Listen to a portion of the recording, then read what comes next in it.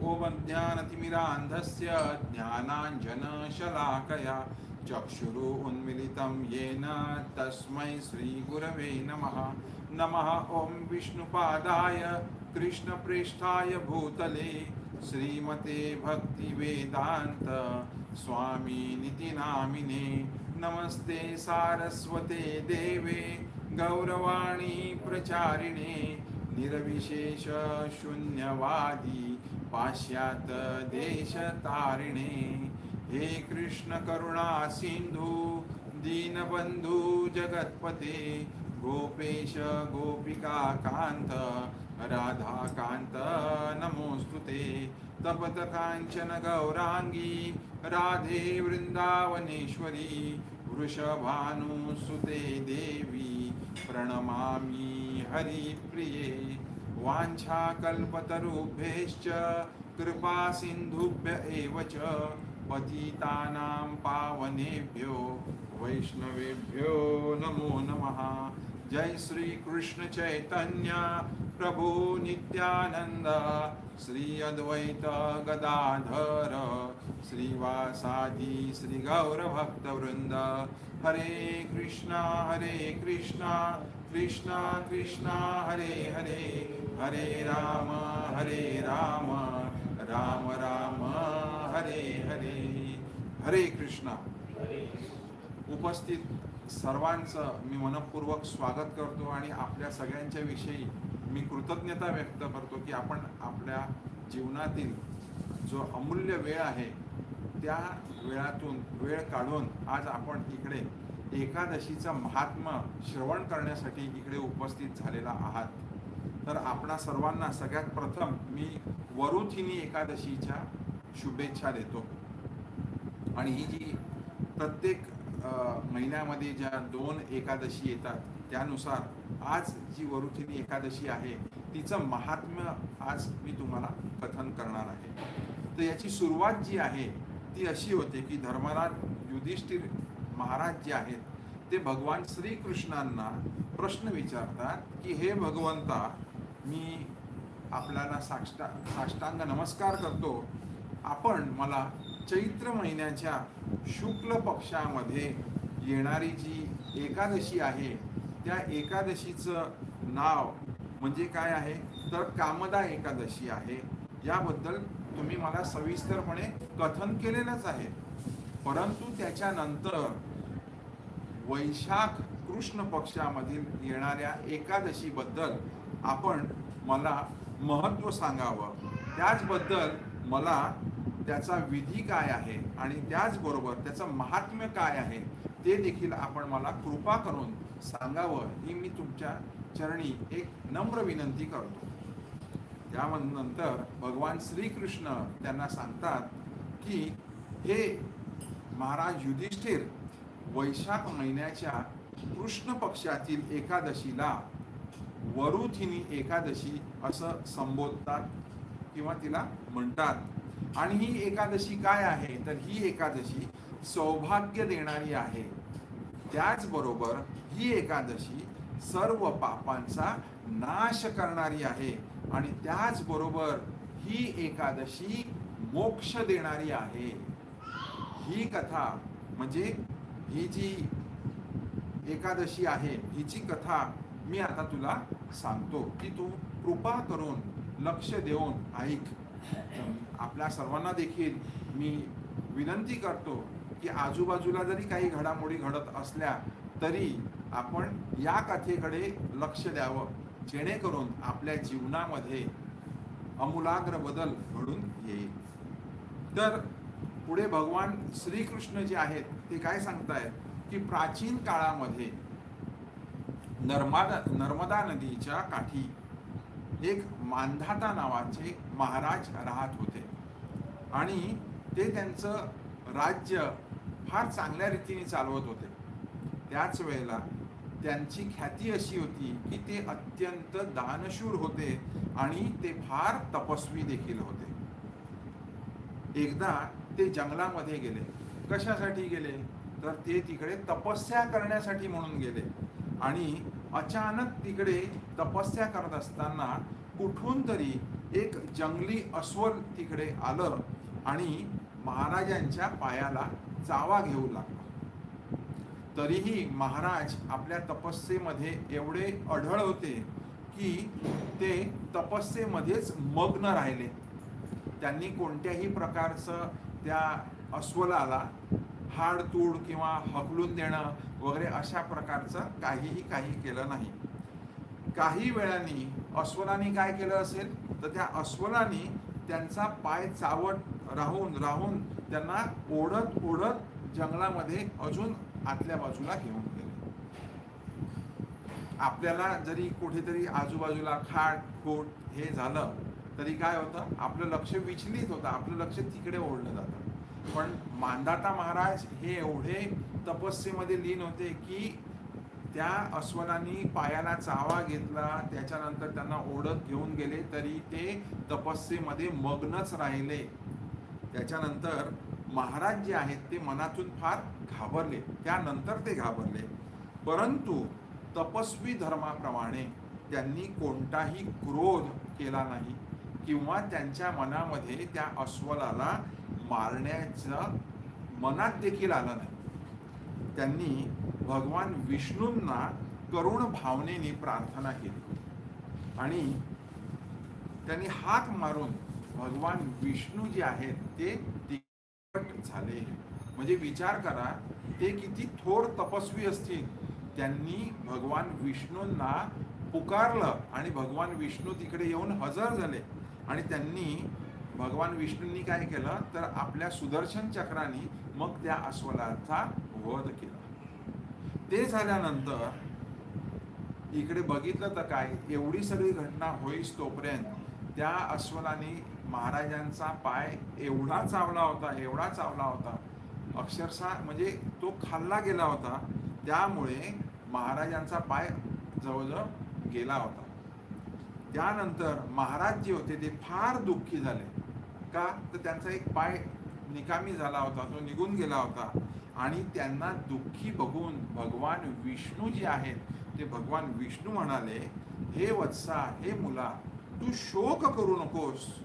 तू एक काम कर, तू कुठे जा तर तू मथुरेला जा आणि तिथे जाऊन काय करायचंय तर तू तिकडे एकादशी व्रताचं पालन कर आणि त्या तिथे माझा जो वराह अवतार आहे त्या वराह अवताराची तू पूजा कर. त्याच्या प्रभावाने तू पुन्हा मजबूत आणि सुंदर आणि संपूर्ण शरीर तू परत प्राप्त करशील.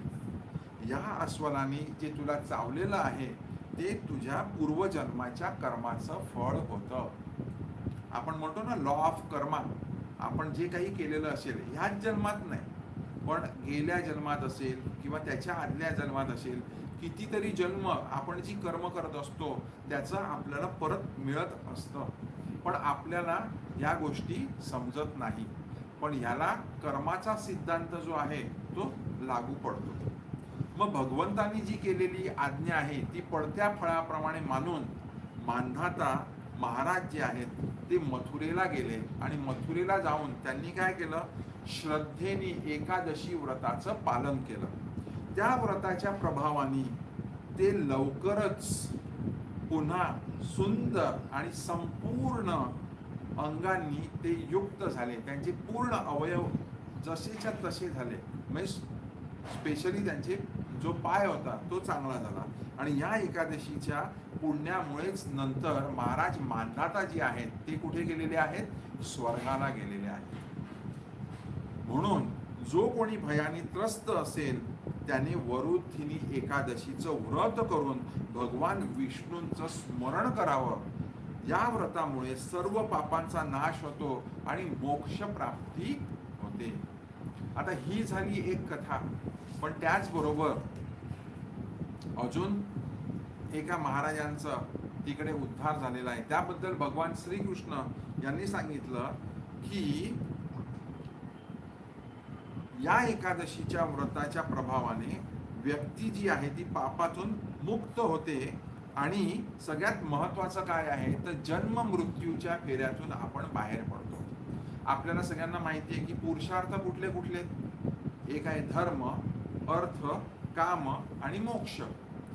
तर मोक्ष हे जे सांगितलेलं आहे ते म्हणजे काय, तर जन्म मृत्यूच्या फेऱ्यामध्ये जे आपण अडकलेलो आहोत, त्या जन्म मृत्यूच्या फेऱ्यामधून बाहेर पडून आपण भगवंताच्या सेवेमध्ये लीन होणं हे आपलं कर्तव्य किंवा आपलं उद्दिष्ट, जीवनाचं उद्दिष्ट असायला हवं. म्हणून या व्रताच्या मुळे जसं आता आपण कथा श्रवण केली की मांधाता महाराजांना मुक्ती मिळाली, त्याचप्रमाणे अनेक राजे महाराजे त्याच्यामध्ये एक सामील होते. धुंदुमार म्हणून एक महाराज होते, ते धुंदुमार महाराज देखील याच्यामधून ते काय झाले, बाहेर पडले, म्हणजे त्यांना मोक्ष प्राप्त झालेला आहे. मग इकडे महाराज काय सांगतायत पुढे की केवळ वरुथिनी एकादशीच्या व्रताचं पालन केल्यामुळे व्यक्तीला 10,000 वर्ष तपस्या केल्याचं फळ प्राप्त होतं. बघा, तुमच्याकडे एक ऑप्शन अवेलेबल आहे की तुम्ही एकादशीचं पालन केल्याने काय आहे, तर 10,000 वर्ष तपस्या केल्याचं फळ मिळेल.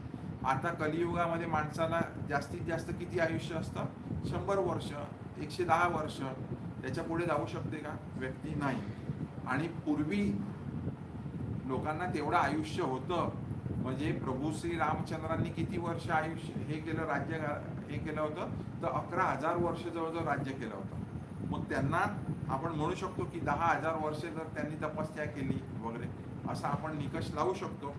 म्हणून त्यांनी पुढे काय सांगितलंय की सूर्यग्रहणाच्या वेळी कुरुक्षेत्रावर 40 किलो सुवर्णदान केल्याने जे पुण्य प्राप्त होतं ते तुम्हाला या एकादशीच्या व्रताने प्राप्त होणार आहे. मग इकडे पुढे सांगतायत कोण, भगवान श्रीकृष्ण, हे राजन, गजदान हे अश्वदानापेक्षा श्रेष्ठ आहे, भूमिदान हे गजदानापेक्षा श्रेष्ठ मानलं गेलेलं आहे, आणि तीळदान हे भूमीच्या दानाहूनही श्रेष्ठ मानलं गेलेलं आहे. मग सुवर्ण हे सगळं जे आहेत ते आपल्याला एकादशीच्या फळामुळे प्राप्त होत असतं. म्हणून सगळ्यात महत्त्वाचं काय आहे की सगळ्यात महत्त्वाचं आपल्याला ह्या एकादशीचं पालन करणं आहे. पण आता इकडे काही गोष्टी सांगितलेल्या आहेत की एकादशीच्या वेळी आपल्याला काही गोष्टी पालन करायच्या असतात. जसं काश्याच्या भांड्यात जेवायचं नाही, मांसाहार करायचा नाही, मसूर डाळ पालेभाज्या वाटाणे खाऊ नयेत, अन्य लोकांनी म्हणजे अभक्तांनी बनवलेलं अन्नपदार्थ खाऊ नयेत, बरोबर, जुगार खेळू नये, पान खाऊ नये, बऱ्याच गोष्टी सांगितल्या आहेत, कोणावर रागवू नये, दिवसा झोपू नये, बरोबर. मग ह्या सगळ्या गोष्टी ज्या आहेत या व्रतवैकल्यांमध्ये येतात. पण विष्णूचे जे भक्त आहेत ते विष्णूचे भक्त काय सांगतात, म्हणजे सगळ्यात महत्त्वाचं जर आपण कृष्णाचं उदाहरण म्हणजे राधेचं उदाहरण घेतलं तर त्याच्यात काय सांगितलेलं आहे की राधेला विचारतात की तू भगवंताला कसं प्रसन्न केलं. त्यावेळेला राधा काय सांगते, श्रीकृष्णस्य प्रसादार्थम कुरु एकादशी व्रतम तेन वस्यो हरी साक्षात भविष्यन्ति न संशयः. मग सगळी व्रतवैकल्य करण्यापेक्षा म्हणजे आपल्याला उपवास या शब्दाचा अर्थ जर समजून घ्यायचा असेल तर उप म्हणजे जवळ आणि नजदीक म्हणजे काय, वास करायचा आहे आपल्याला, उपवास.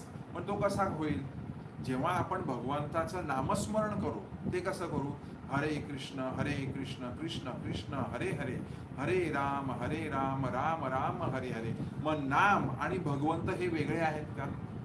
आता समजा इकडे विभव बसलेला आहे आणि विभवला मी समजा हाक मारलं, विभव, तर विभवला हाक मारल्यानंतर काय होईल, विभव आणि विभवचं नाव वेगळं आहे का, नाही, विभव लगेच लक्ष देईल. मग भगवंताला जर आपल्याला प्रसन्न करून घ्यायचं असेल तर आपल्याला काय करायला लागेल, भगवंताचं नामस्मरण हे सतत करत राहायला लागेल. कारण एक उदाहरण देतो की आपली जीभ म्हणजे काय आहे, तर कालिया नागाचं ते एक स्वरूप आहे, बरोबर आहे. जिभेने काय करता येतात, दोन गोष्टी करता येतात, एक म्हणजे स्वाद घेता येतो आणि दुसरं स काढलं तर त्या जिभेने आपल्याला वाद देखील करता येतो. मग आपण ठरवायचं आहे स्वाद घ्यायचा आहे, पण कसला, हरिनामाचा आपल्याला स्वाद घेता येईल, त्याच्यानंतर प्रसादाचा स्वाद घेता येईल, बरोबर. पण आपल्याला खरी एकादशी जर साजरी करायची असेल तर काय करायला लागते, आपल्याला उपवास करायला लागतो. उपवास म्हणजे आपल्याला असं वाटतं की खिचडी खायची, त्याच्यानंतर शेंगदाणे खायचे, म्हणजे एकादशी आणि दुप्पट खायची, आपण डबल करतो हे सगळं. पण सगळ्यात महत्त्वाचं काय आहे की हे सगळ्या गोष्टींचं तर पालन करायचंच आहे, की त्या दिवशी अन्न खायचं नाही आहे. त्याच्यासाठी एक वेगळी कथा आहे ती आपण परत पुढच्या एकादशीला श्रवण करू.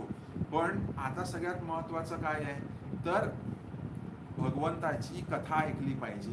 त्याच्यानंतर दुसरी गोष्ट काय आहे तर भगवंताच्या नामाचं स्मरण केलं पाहिजे, आपल्या जिभेनी ते नाम आपण बोललं पाहिजे.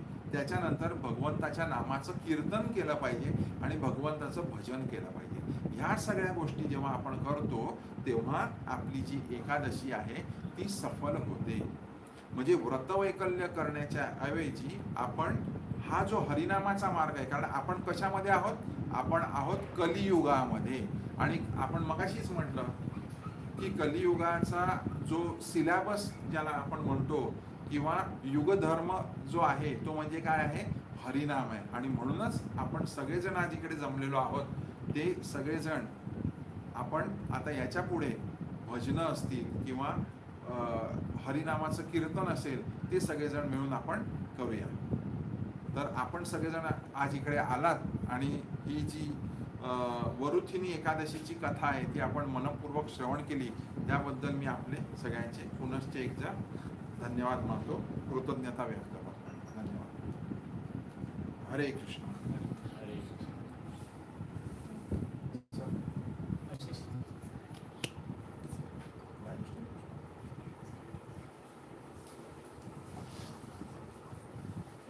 तुम्ही इकडे बसता का?